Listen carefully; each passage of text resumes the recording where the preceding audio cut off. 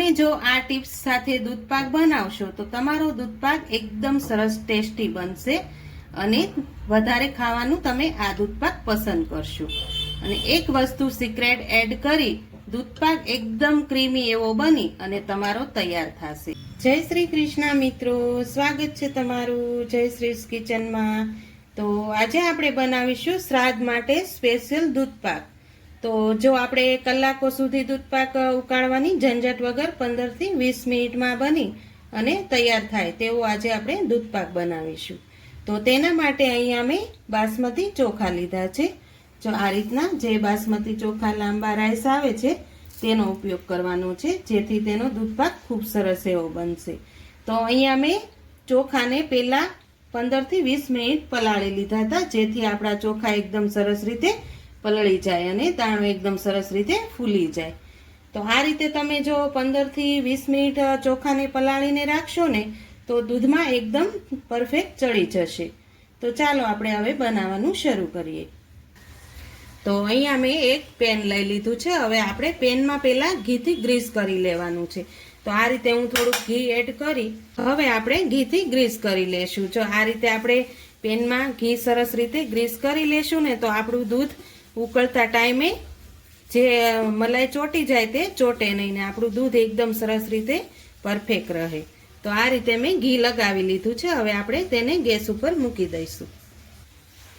તો અહીંયા આપણે ગેસ ઉપર મૂકી દીધું છે। એકદમ થોડુંક ગરમ થાય પછી આપણે તેમાં દૂધ એડ કરી દેવાનું છે। અહીંયા મેં દૂધ લઈ લીધું છે, 1 લીટર દૂધ છે। તમે કોઈ પણ દૂધનો ઉપયોગ કરી શકો છો। તો અહીંયા હું 1 લીટર જેટલું દૂધ એડ કરી દઉં છું। તો અહીંયા આપણે પેનમાં દૂધ એડ કરી દીધું છે। હવે આપણે દૂધને એક ઉભરો આવે ને ત્યાં સુધી આપણે દૂધને એકદમ સરસ રીતે ગરમ કરી લેવાનું છે અને વચ્ચે વચ્ચે આ રીતે આપણે તેને હલાવતા રહેવાનું છે।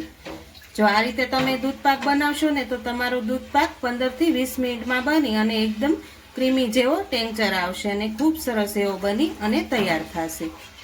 તમને જો મારા વિડીયો પસંદ આવતા હોય ને તો મારા વિડીયોને એક લાઈક તો જરૂરથી કરજો અને મારી ચેનલમાં તમે નવા હોય અને હજુ સુધી મારી ચેનલને સબસ્ક્રાઇબ ન કરી હોય ને તો પ્લીઝ એક સબસ્ક્રાઇબ તો તમે જરૂરથી કરજો।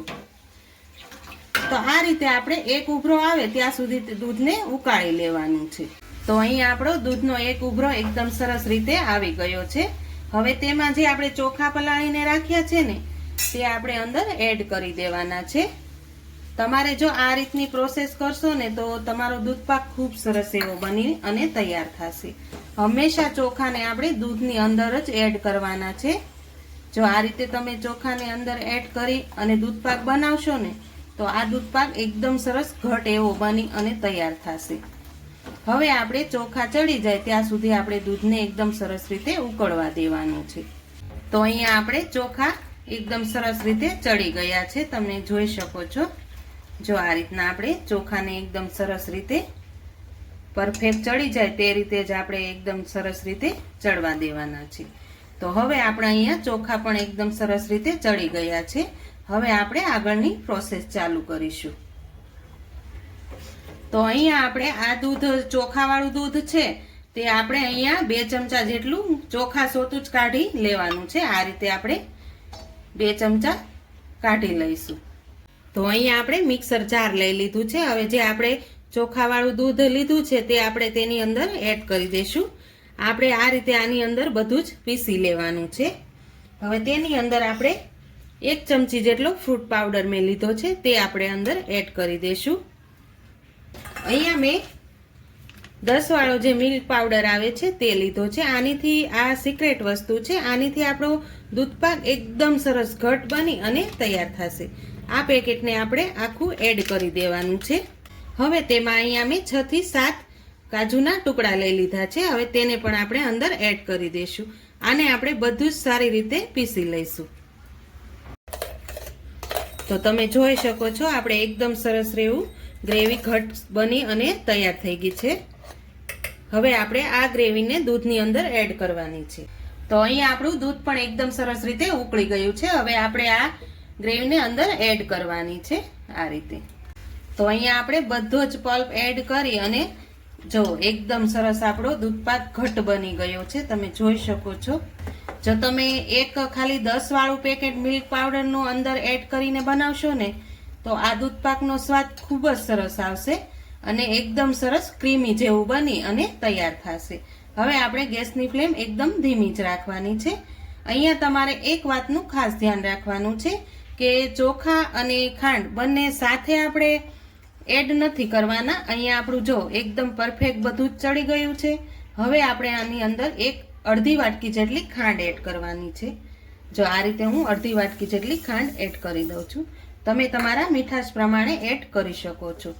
જો ચોખા અને ખાંડ બંને સાથે તમે બાફશો ને તો તમારી ખાંડ હોતે ચોખા ચડશે નહીં. આ રીતે તમે ખાંડ છેલ્લે એડ કરશો તો તમારો દૂધ પાક એકદમ સરસ પરફેક્ટ બની અને તૈયાર થશે. તમે જોઈ શકો છો. હવે આને આપણે ખાંડ ઓગળી જાય ત્યાં સુધી આપણે તેને ઉકાળી લેવાનું છે. તો અહીંયા આપણો દૂધ પાક એકદમ પરફેક્ટ માપ સાથે બની અને એકદમ સરસ તૈયાર થઈ ગયો છે. હવે તેમાં આપણે જાયફળ પાવડર એડ કરીશું. અહીંયા હું જાયફળ પાવડર એડ કરું છું. તમારે એલચી પાવડર એડ કરવો હોય તો પણ એડ કરી શકો છો. હવે મેં અહીંયા બદામના ટુકડા કરી લીધા છે, તે પણ આપણે ઉપરથી એડ કરી દઈશું. એકવાર જો તમે આ રીતે દૂધ પાક બનાવીને ખાશો ને તો તમને વારંવાર બનાવવાનું પસંદ કરશો. તો તૈયાર છે આપણો એકદમ નવા સ્વાદ સાથે દૂધ પાક. તો તમે જો એકવાર આ રીતે બનાવશો તો વારંવાર બનાવવાનું પસંદ કરશો. તો તમને જો મારી આજની રેસીપી પસંદ આવી હોય અને મારા વિડીયોને એક લાઈક ને શેર જરૂરથી કરજો. અને મારી ચેનલમાં તમે નવા હોય તો સબસ્ક્રાઈબ પણ જરૂરથી કરી દેજો. કોમેન્ટ કરીને કહેજો કે આજની રેસીપી તમને કેવી લાગી.